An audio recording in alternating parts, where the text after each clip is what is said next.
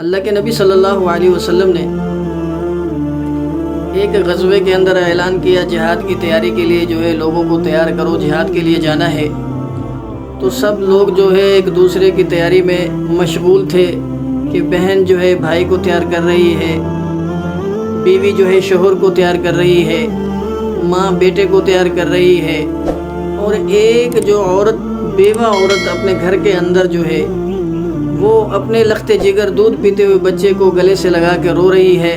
اور وہ اپنے بچے کو اٹھاتی ہے، اللہ کے نبی صلی اللہ علیہ وسلم کے پاس لے جاتی ہے، اللہ کے نبی صلی اللہ علیہ وسلم کے قدموں میں اس بچے کو ڈال دیتی ہے۔ اللہ کے نبی صلی اللہ علیہ وسلم فرماتے ہیں میری پیاری صحابیہ میں اس بچے کا کیا کروں گا؟ فرمایا کہ اللہ کے نبی جی اب میرے پاس جو ہے جہاد کے اندر بھیجنے کے لیے دینے کے لیے کچھ نہیں ہے، میرا شوہر بھی شہید ہو گیا، میرا بھائی بھی جو ہے جنگ میں شہید ہو گیا،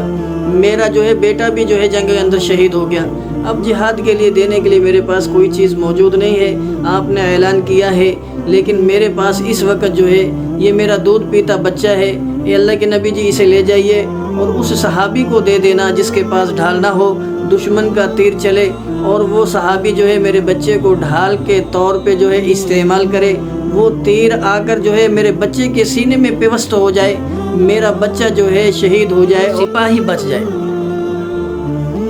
میرے بھائیوں یہ وہ جذبات ہیں وہ صحابیہ کے کہ جس نے اپنا ایک دودھ پیتا بچہ بھی اللہ کے نبی صلی اللہ علیہ وسلم کی گود میں ڈال دیا کہ اللہ کے نبی جی میرے پاس یہ بچہ ہے اور کچھ دینے کے لیے نہیں ہے، اسے لے جائیں کہ اللہ کے راستے میں شہید ہو جائے، اور اس مجاہد کو دے دینا جس کے پاس جو ہے ڈھال نہ ہو، تیر آئے میرے بچے کے سینے میں پیوست ہو جائے اور وہ جو ہے سپاہی بن جائے۔